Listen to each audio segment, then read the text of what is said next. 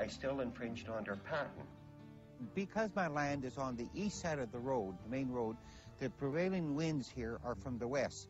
So it would be natural for the canola that blew off of trucks to land in the field here. In fact, one farmer told me that when he drove past my land hauling a Roundup-ready canola, his tarp had broken, and he estimated he lost enough past my 2 miles of land to seed 2,000 acres. Well, I think one of the biggest issues in the case is where to draw the line between the people and the companies who produce and come up with this new technology.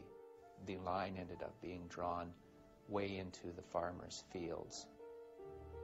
And our contention was the line should clearly be drawn such that farmers have a right to continue to farm.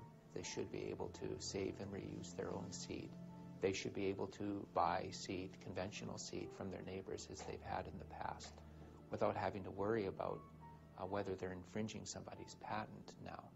1999, when I went to seed my canola fields, I was advised by my lawyer not to use my own seed again because I now knew it was contaminated by Monsanto's genetic altered canola. And it was seed that was adapted to this region and grew quite well because it was resistant to various diseases. Percy destroyed over 1,000 pounds of seed that he and his wife had developed over decades. The lawsuit and my loss of my seeds was the hardest thing that could have ever happened to us. Now here Monsanto comes along, what we worked for all these years, they just want to take it away just like that from us. I could never do that, to go into their office and take anything. I would be prosecuted. And they can just come and do anything to the farmers just like they own them or so. It really is upsetting. And I feel they've taken my rights away and my privacy. And we're not the only ones they've been doing to, as many others. Why are they prosecuting so many of these little farmers? Well, they're only being worth a couple of 100,000 when they're such a multinational company. Why? Is it greed, or is it they just want to control all the seeds?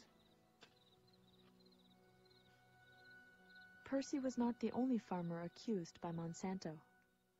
In the summer of 2000, my family and I were discussing how rude we thought it was that Monsanto never sent us a letter or thanked us for cooperating with their investigation into our business.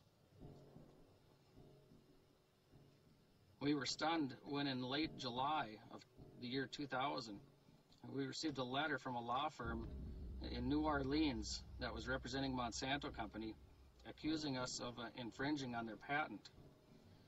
Every accused grower in the United States that I've talked to had nearly identical stories. They come and test your crop.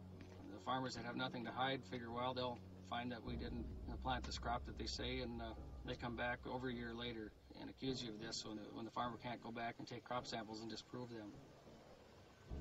Monsanto had told us that they had sampled all 3,850 acres of our soybean crop. The samplers would have had to have been gathering one sample continuously every 20 seconds. After examining the testimony that we gave, realized their story didn't add up. Now they changed their story, saying they only took a handful of samples per field. Are we to assume that they were lying in their first attempt to extort money from us, or are they lying now? Estimates are that Monsanto has sent out 9,000 letters to farmers. Most farmers choose to pay to avoid lawsuits.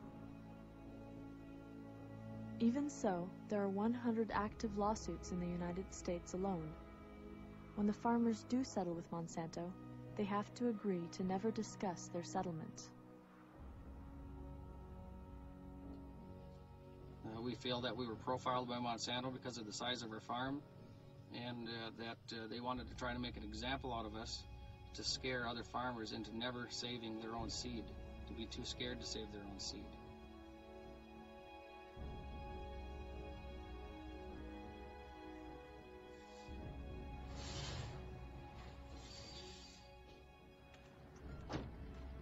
Eventually, my case went to court after 2.5 years.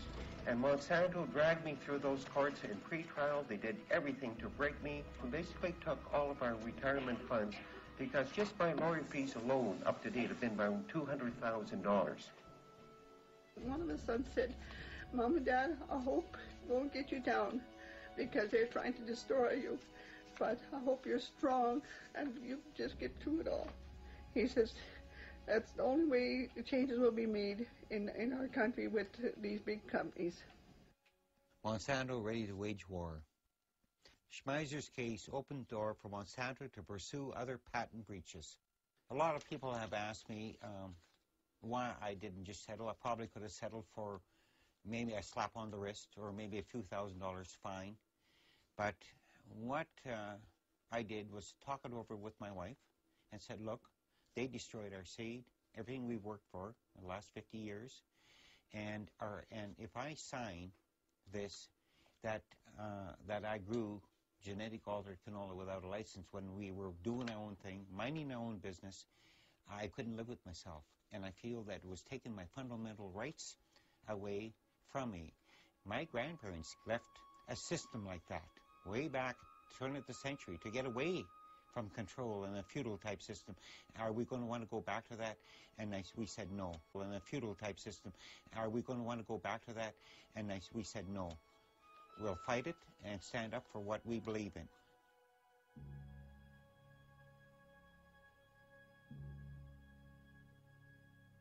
And what did the judge rule after 2.5 weeks of trial? He said it didn't matter how Monsanto's genetic altered canola got into my field. And then he went on and specified. He said whether it cross-pollinated or if it blew in by the wind, by birds, bees, animals, or falling off a farmer's truck, a combine, and so on, it didn't matter. The fact that there was some plants there, I violated Monsanto's patent, even though I didn't want it in my field. Number 2, which is the most important one, I think, he ruled any farmer that has a regular conventional plant, it doesn't matter what kind of plant, if it's a tree, if it's a seed, and it gets cross-pollinated with Monsanto's gene against your wishes and destroys your property, my plant becomes Monsanto's property. Now stop and think what that means to farmers all over the world, farmers, gardeners, anything to do with a life-giving form. The third issue he ruled, the fact that I never used Monsanto's patent, which means I never used Monsanto's Roundup Ready herbicide or glyphosate on my crop, he ruled that's immaterial. He said the fact was that there were some plants there.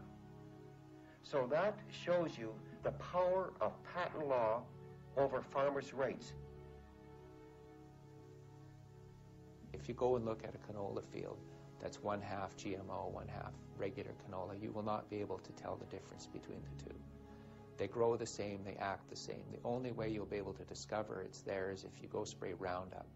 Well, what you killed is your own, and what survived belongs to Monsanto now as a result of this case.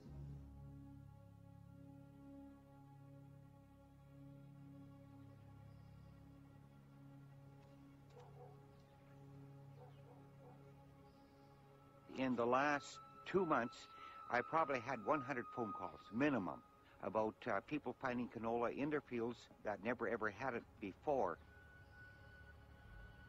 And I think it would be safe to say that it would be very difficult to find one field in Western Canada that would not now be contaminated to some degree with Monsanto's GMO canola.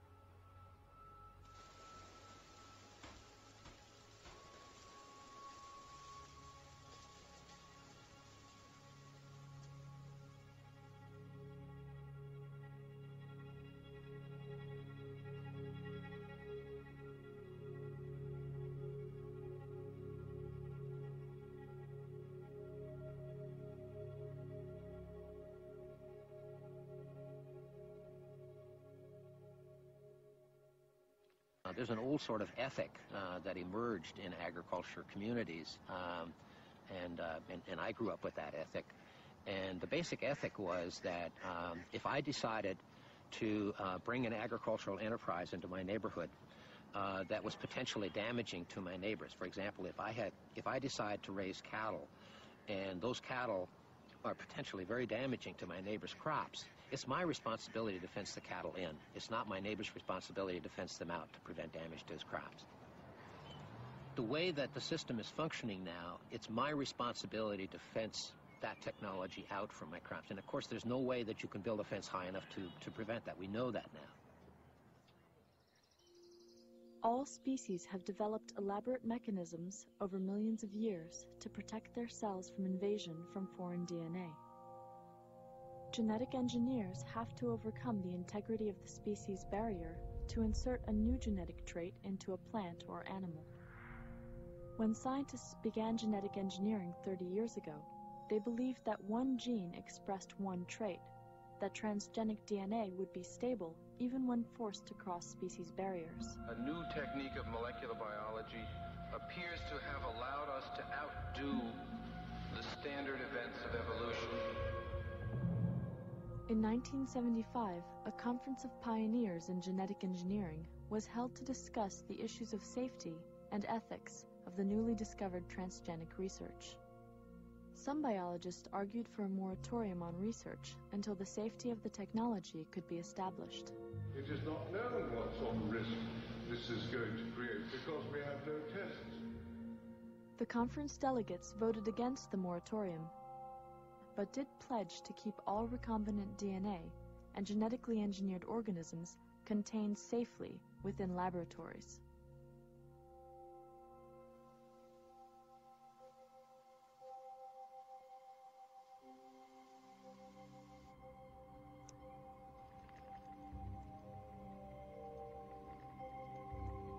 Currently, both agriculture and medical biotechnology use genetic engineering. Medical biotechnology has created many life-saving products.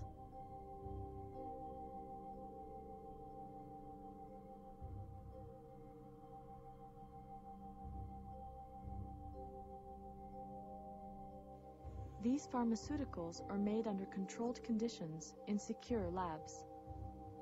Genetically modified plants, unlike drugs, reproduce, and once released into the environment, cannot be controlled. Using biotechnology to produce food is not new.